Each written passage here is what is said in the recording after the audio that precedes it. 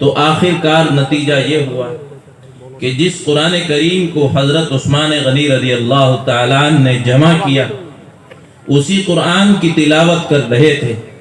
50 دن تک محاصرے میں رکھا دشمنوں نے، غداروں نے 50 دن تک قید رکھا حضرت کو، اور 50ویں دن ان کو شہید کر دیا۔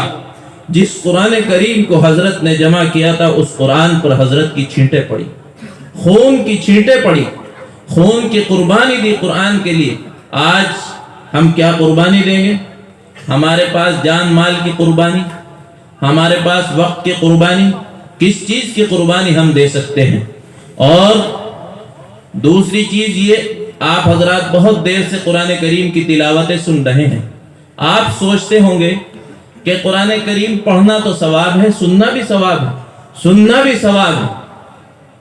حضرت رسول مقبول صلی اللہ تعالی علیہ وسلم ایک مرتبہ حضرت ابی ابن کعب رضی اللہ تعالی عنہ کے پاس تشریف لائے اور یہ کہا، اے ابی، آج تم ہمیں قرآن سناؤ۔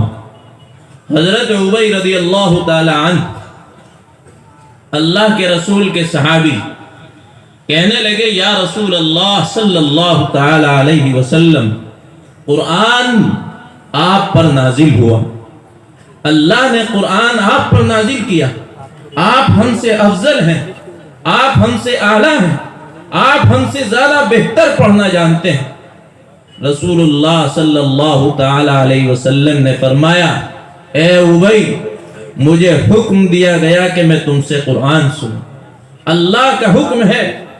ابی بن کعب رضی اللہ تعالی عنہ کی خوشی کا کیا ٹھکانہ ہوگا، کیا ٹھکانہ ہوگا؟ کہنے لگے، یا رسول اللہ صلی اللہ علیہ وسلم، اللہ سمانی، کیا اللہ نے میرا نام لیا؟ فرمایا رسول اللہ صلی اللہ علیہ وسلم نے، نعم اللہ سماک۔ ابی بن کعب رضی اللہ تعالی عنہ نے قرآن پڑھنا شروع کیا، پڑھتے گئے، آخر کار جب نظر عنایت اٹھا کر دیکھی حضور پر نور صلی اللہ علیہ وسلم کے چہرے انور کی طرف، تو آپ کی آنکھوں سے آنسو بہہ رہے تھے۔ کتنی توجہ سے آپ علیہ السلام اس قرآن کو سن رہے تھے۔ قرآن اللہ کا تھا، حکم اللہ کا تھا، تو آج آپ قرآن سننے آئے ہیں۔ میں کہتا ہوں کہ بہت بڑی طلبہ کی جماعت ہے اس میں، اللہ تعالیٰ ان طلبہ کو بہترین قاری بنائے، اچھے سے اچھا قرآن پڑھنے کی توفیق عطا فرمائے، ان کے سینوں کو مضبوط کر دے۔ ارے آمین تو کہہ دو، آمین کہنے میں کیا جا رہا ہے؟ ایسا تو نہیں، اتنی ٹھنڈ تو نہیں، ہمارے یہاں اس سے زیادہ ڈبل ٹھنڈ ہے، اس سے ڈبل ٹھنڈ ہے، مگر ہم پھر بھی ٹھنڈے نہیں ہیں۔ آپ کے یہاں ہمارے سے آدھی ٹھنڈ ہے، آپ پھر بھی سن ہو گئے، یا سن کے سن ہو گئے، یا ٹھنڈ میں ٹھنڈے ہو گئے، معلوم نہیں کیا ہوا۔ تو قرآن کریم ایسی کتاب ہے کہ جس نے اچھوں کی زندگیوں کو بدل دیا۔ حضرت عمر فاروق رضی اللہ تعالیٰ عنہ کو لے لیجئے، ایک واقعہ، حضرت عبداللہ ابن مسعود رضی اللہ تعالیٰ عنہ بڑے فقیہ، بڑے صحابی ہیں کہ جن کو فقیہ الامت، صحابہ میں بڑے مفتی، فتاوہ وہ دیا کرتے تھے۔ ایک مرتبہ بازار سے گزر رہے تھے، دیکھا بازار میں ایک مجمع لگا ہوا ہے، اور مجمع جو ہے اس میں ایک بیچ میں شخص کچھ گا رہا ہے، اس کی آواز بہت شاندار ہے، بہت خوبصورت آواز ہے، اور ناچنے والے ناچ رہے ہیں، ناچنے والیاں ناچ رہی ہیں، اور وہ گا رہا ہے۔ حضرت عبداللہ ابن مسعود رضی اللہ تعالی عنہ، جلیل القدر صحابی رسول صلی اللہ علیہ وسلم، وہاں سے کہہ کر گزرتے ہیں۔ ایک جملہ کہا جس جملے نے یہ کہہ کر گزرے کہ کاش اس خوبصورت اور سریلی آواز سے قرآن کریم کی تلاوت کرتا تو کتنا اچھا ہوتا۔ یہ دل سے کہی تھی بات، اور اس کے دل پر ایسا اثر کیا، اس نے اپنے گانے کو چھوڑ کر لوگوں سے کہا یہ کون شخص تھے اور کیا کہہ رہے تھے؟ لوگوں نے کہا یہ اللہ کے رسول کے بڑے جلیل القدر صحابی حضرت عبداللہ ابن مسعود فقیہ الامت رضی اللہ تعالی عنہ تھے۔ اور یہ آپ کے بارے میں کہہ رہے تھے اس شخص کی کتنی خوبصورت آواز ہے، کاش خدا کا کلام اس آواز سے پڑھتا تو کتنا اچھا ہوتا۔ بس اس کے دل پہ ایسا اثر کیا، اس نے اپنے سارے ناچنے والوں کو، مجمع کو چھوڑا، اپنے طبلے کو توڑا اور پیچھے ہو لیا حضرت عبداللہ ابن مسعود رضی اللہ تعالیٰ عنہ کی، اور کہا اے حضرت مجھے اپنا خادم بنا لیں، مجھے قرآن اور حدیث سکھا دیجیے۔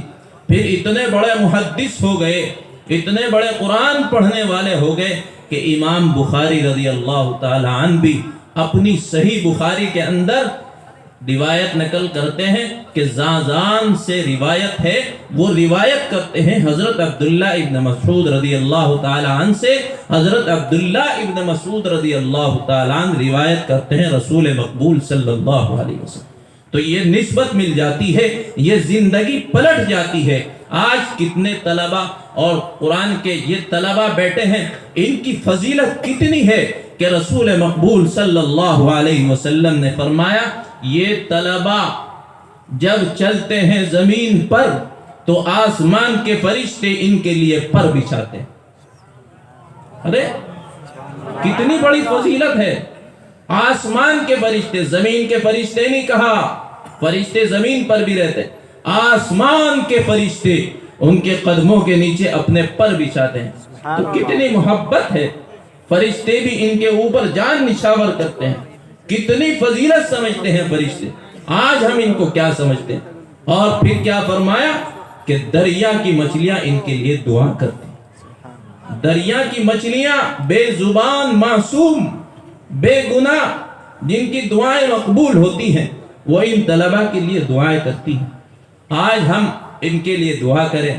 ایک آشیانہ مدرسے کی شکل میں چھوٹی سی عمارت، اب کے تقریباً 20 طلبہ کے سروں پر دستار بندی ہے، جو اپنے سینوں کے اندر باری رب العزت والجلال کی یہ مقدس کتاب لے کر یہاں سے نکل رہے ہیں۔